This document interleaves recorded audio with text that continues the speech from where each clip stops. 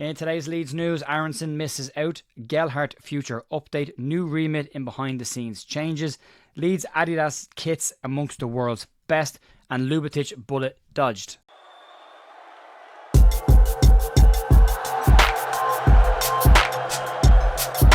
Morning folks, Jay here, Friday morning, the 15th of November with your Leeds United news. Hope you're all having a really good day and a week so far. Hope it's gone past pretty well for everybody. There's a little bit of update news this morning and what's going on behind the scenes at Leeds United. Some more detail on how Greta Steinsson's new role will help with Leeds, as well as some data coming out around the Adidas and Leeds United revenue and what this means for the clubs in the next couple of years. And it's a positive news story, as well as the future update on Joe Gelhardt and a possible bullet dodged on Dejan Ljubicic, but we'll get to that one at the end of the video. We'll start off today with talking about Brendan Aaronson, who missed out on last night's international game for the US men's national team, and in what might be some slightly uncomfortable news for Leeds United fans. The USMNT played last night and there was no sign of Brendan Aaronson on the starting lineup or amongst the substitutes.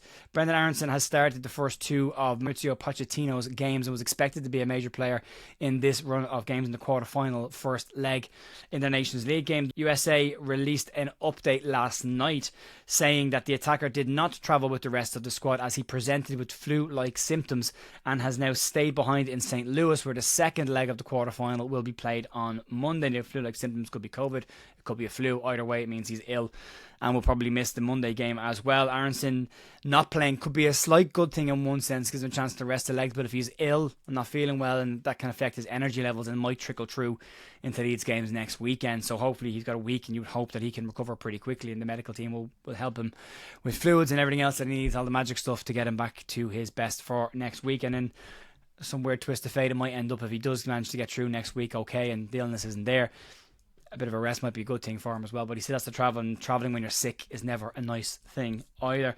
Moving on to the future of Joe Gelhardt, and as January approaches, the exit of Joe Gelhardt from Leeds United looks more and more likely, at least as a short-term option. Gelhardt has struggled for minutes in the past couple of seasons for Leeds United, and Daniel Farke said earlier this season that it was difficult to keep every single player happy when he was asked about Gelhardt's role at the club. Gelhardt has waited for his opportunity for Leeds for over a season and a half now under Daniel Farke, and the claims from MOT Leeds News claim that Gelhardt is now keen to move away from the club in January, with a loan move being his preferred option, and an option apparently, according to MOT Leeds News, that Leeds would be in favour of as well. QPR have been mentioned as a possible location for the player, as they are struggling for firepower at the moment, and you could see a nice little link up between him and Ilias Chair when he's back in the squad as well. But Joe Gelhardt, as we've always said before, definitely needs to go and get minutes. He definitely needs to go and play football. Look what Max Dean's doing, backed himself to go and play football and not sit on the bench, and it's worked out well for him. Joffrey just needs to get back into a rhythm of football, and fingers crossed he can get that in January. We all know about all the behind the scenes changes at Leeds United. Greta Steinsson, Jordan Miles leaving the club, Steinsson moving to a new role, but we've got some detail this morning, as a piece from Graham Smith in the Yorkshire Evening Post has added some more light on what Steinsson's new role will be and how much Leeds will be involved in that, as well as how things will operate behind the scenes in this new look setup. According to the Yorkshire Evening Post, they claim that Greta Steinsson's new role will still contain Leeds United at its heart of the remit. The change of role from his day-to-day has not removed Leeds United from his role completely.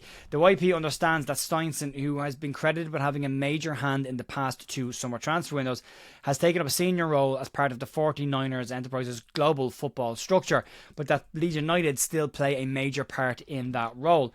It means that his scope is wider, and that includes developing talent for the short term to get Leeds into the Premier League, but also putting in place a structure to help Leeds to develop talent beyond that short-term goal. In regards to a possible multi-club structure, which was rumoured last week as part of this movement, the 49ers insist that any new footballing projects will sit firmly under the remit of Greta Steinsson, but they go on to say that besides Leeds United right now, there are no concrete plans for any of the short or medium term changes to that. So Leeds will be the only club, at least in the short and medium term. A multi-club model could suit Leeds really well if Leeds were at the top of that model, but then the priority of getting Leeds United back into the Premier League will make sense, because they will need to be there in order to be the anchor of the entire model. So if they do that down the road, it could benefit Leeds with a wider scouting model, everything else. And it would be interesting to see how the Red Bull multi-club model works with the 49ers Enterprises looking at their own version of a multi-club model, and Red Bull buying a 15% stake in Paris FC as well. So it'd be interesting to see where these all go. Lots of clubs are starting to pool up and try and create these groups of teams. It's worked very well for Manchester City and the model that they've used. It could be a huge benefit for Leeds further down the line.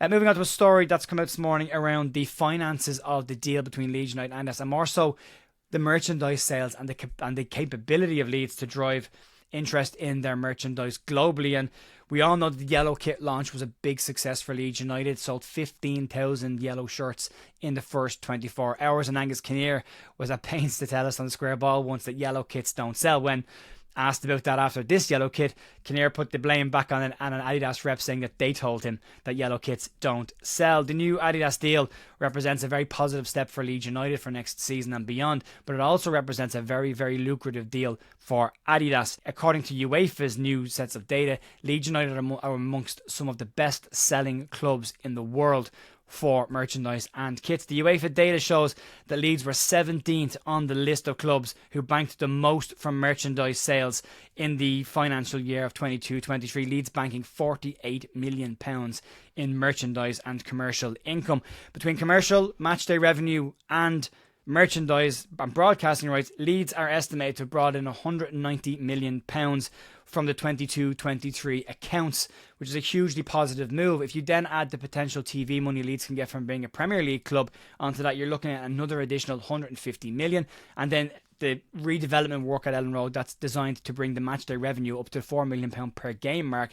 It's a significant financial step for Leeds United for going forward. So off the pitch, things seem to be going really, really well for Leeds. They're definitely put in a very strong position. Leeds need to get out of this division so they can start to flex the financial muscles a little bit more in the Premier League and get the restrictions of the EFL and the Championship off their back. It's a massive year that Leeds will need to get up, and it could be a hugely beneficial time to do it as well.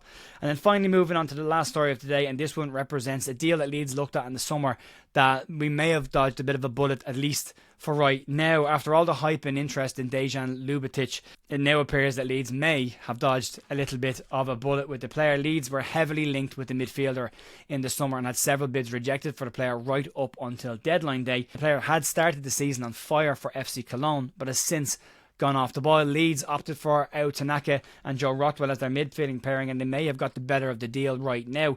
Dejan Ljubicic has failed to score or register an assist in any of his last 6 games for Cologne and has missed 5 games through injury and illness. Leeds opted for Tanaka, and when you put Tanaka side by side with Ljubicic, it appears right now Leeds may have gotten the better of the deal.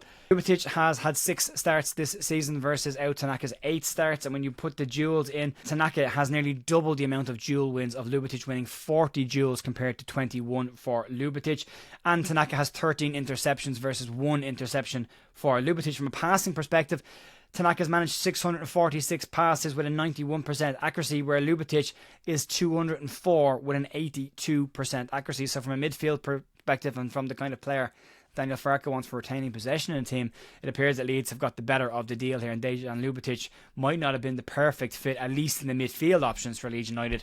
Maybe further forward as a 10 might have made more sense, but in the 2 in the middle, it appears that Tanaka, who is 3 times higher in the amount of passes and a higher success rate, as well as the tackling duels are higher and the interceptions are higher. So from an all-round midfield perspective, Tanaka's numbers are far superior to what Ljubicic is bringing in at Cologne right now. Folks, that'll be it for me today. I am on Not Another Leeds podcast tonight. You can check that out if you want over on their channel, and American and Leeds podcast at 10 o'clock tonight, Irish and UK time.